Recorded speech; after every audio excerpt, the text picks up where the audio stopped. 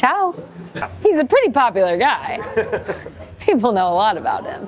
La prima volta l'ho incontrato a casa nel circuito di casa che veniva a provare la gara che si correva il weekend, quindi per caso ci siamo incontrati sui sentieri, è semplicemente un idolo per me. First time I met Nino was the first time as a junior racer that I raced in Europe. And I raced the Swiss Cup in Solothurn. Had no idea what I was doing. I was like lost the whole time. Barely found the course. And he signed a poster for me, and it was in my room. Nino was a young rider. I don't know how many years elite, but it's a rock and roll rider. Must be 2007, 2006. Yeah, somewhere around there. Yeah, he was a kid. He was a young guy. He also had white pants. I thought, wow, this looks ugly actually, the white pants. But yeah, he was fast. The time I met Nino was 2015, I think. I was still in high school. I was training in Stellenbosch at home, and I found Nino on the trails. So I took a photo with him, and he signed my jersey. And I was a big fan back then. And now I work with him, which is cool. Something nobody knows, he actually owns a hairdryer. I don't know why, but he does. I met Nino at the Swiss Power Training Camp in 2003 in February in Massa Marittima, Massa Vecchia. And that's when I went out on the first ride with him. And he impressed me from the very beginning. Ciao ragazzi, benvenuti un'altra volta qui su Pianeta Mountain Bike. Come vedete da parte da me, Nino Schurter. Ciao. Nino, intanto un po' di italiano ormai lo parli. Un pochettino. Ciao. In teoria, questa è l'ultima stagione di Coppa del Mondo. So, it's true. This is the last World Cup season? Or it's like 90%? Yeah, my contracts are ending this year, so... but yeah, so far, I don't know how long. I didn't decide I will stop end of this year, so still everything open. So I will see how it goes, and especially how the Olympics will go, and then I will see. But I didn't decide that I will stop end of the year. You think you reached the maximum of your career, or it's just because you're tired of everything? I think it's more about how I feel. Okay. For me, it's not the result so important in Paris. It's more like how does I feel? How do I have still energy to do it or not? And not exactly did I reach now something I'm happy with. For sure, I want to do somewhere or like stop somewhere with some good results, but I think it's much more important that you stop when you're tired of it and you had enough. But so far I still enjoy and I still like it, and I need to see how it feels after the Olympics. Your career is really, really long. A lot happens. If you look back, what do you see? Nino at the beginning of your career is the same Nino of today, or something changed? Yeah, first of all, when I look back, it's really great memories I have to everything. It's like, yeah, it's really a dream life, doing what you like and being able to connect with so many people in the sport. And it was like something, yeah, I'm really proud of, and I also don't think, you said I'm so long in the scene, and it's true, but it's like, it doesn't feel so long. It's like, it's like just life goes really fast. And yeah, for sure, it changes all a bit. Yeah. World Championships 2008 here in Val di Sole. I was a different athlete than I am now, and for sure, with life experience and success, you change a bit. And yeah, I enjoyed every step. Maybe right now you're a little bit more relaxed, or it's just something that we see from outside? Yeah, I would say for sure I'm a bit more relaxed. I don't have that picture in me that I need to now. I want to achieve this or I want to win this race. It's like more if I still can, it's like awesome, but it's not. I don't have to do it anymore to be happy. I just I still enjoy to be successful and be strong, but it's not as much anymore. I really want to reach this success. Before Nino, there's no whip in the cross country, no jumps, no fun.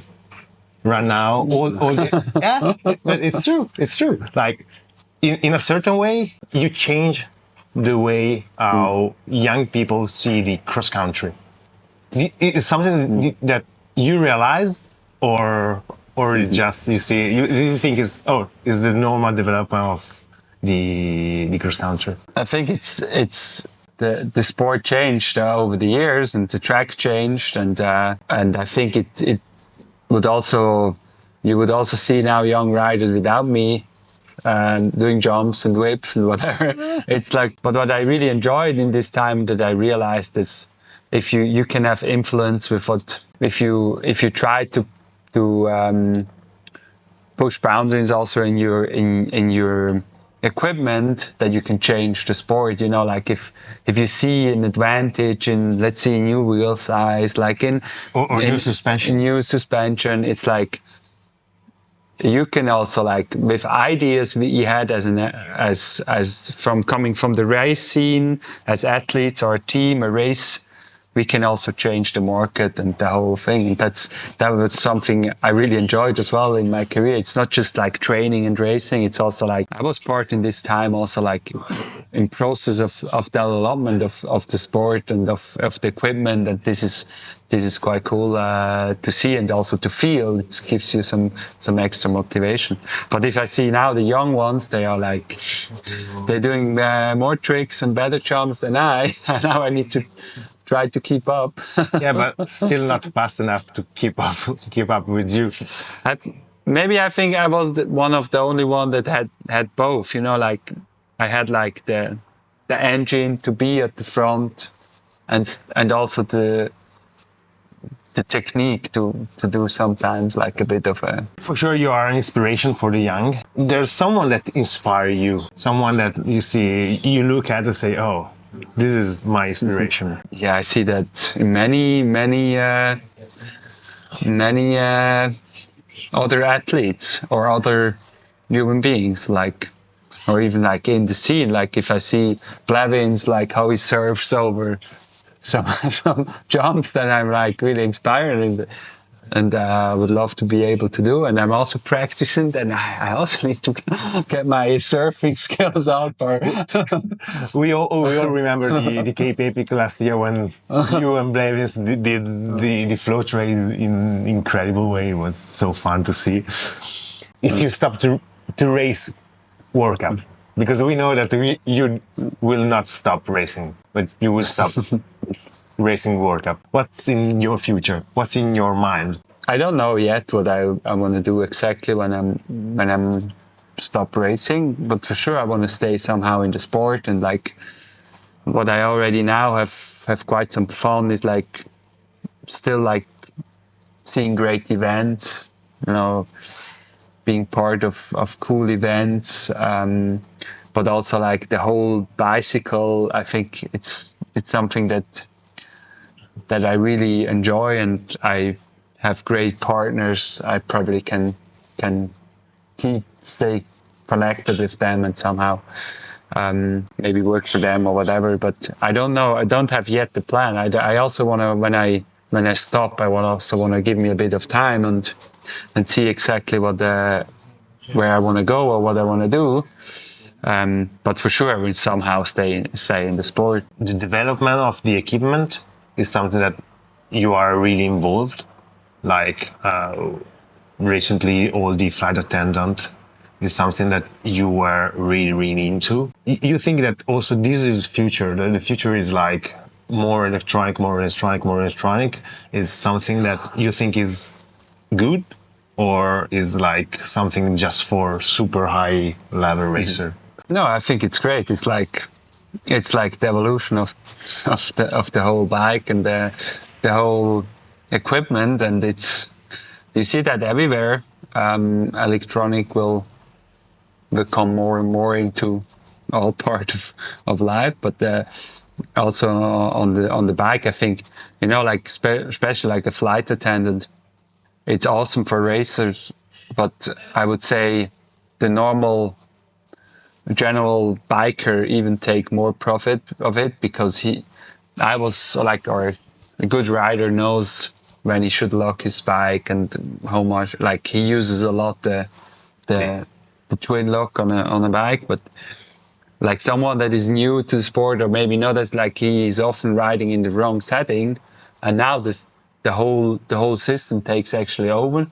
And even if you can leave it in all auto mode, that it learns how you ride and will then adjust your suspension and will adjust all your settings in the system. And this is like, I would say this is like pretty cool for everyone. For sure, the downside is like, it has a price, and you need to, at the beginning, it's probably not affordable for everyone to have a bike, but this like the technology is insane now. When I saw first, like we were talking about the full electronic system, and I was like, oh, this is like, that's for sure, this is the dream bike, and I want to have it before I retire maybe. But I was always thinking it's probably after my career.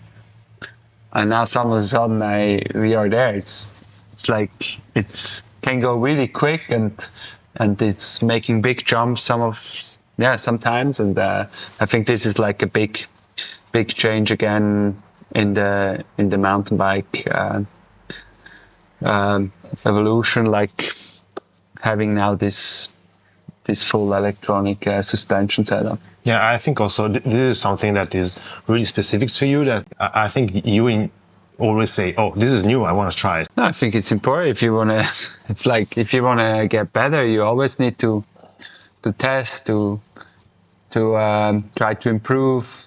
If you stop to do this, you're not going to win anything. So that was through my whole career. There's something that Thomas Frischi quite showed us in the team early on. Like, it's like important that you try to get an advantage even if you equipment. And it's not just the bike, it's like clothing, it's like helmet, it's like everywhere. It's like, it's part of your performance in the end. And as an athlete, it's also part of you to see what works and what not. You are aware to be the real GOAT. I don't see me as the greatest. I just enjoy the sport, and I'm really thankful what I achieved. But that's a picture that people make from the outside, but I don't have this feeling. It's like every day when I go racing, it's like I need to prove myself again, and I try my best, but I don't go to the race and have the feeling now I'm the greatest here. In every race, I want to give my best and try to win.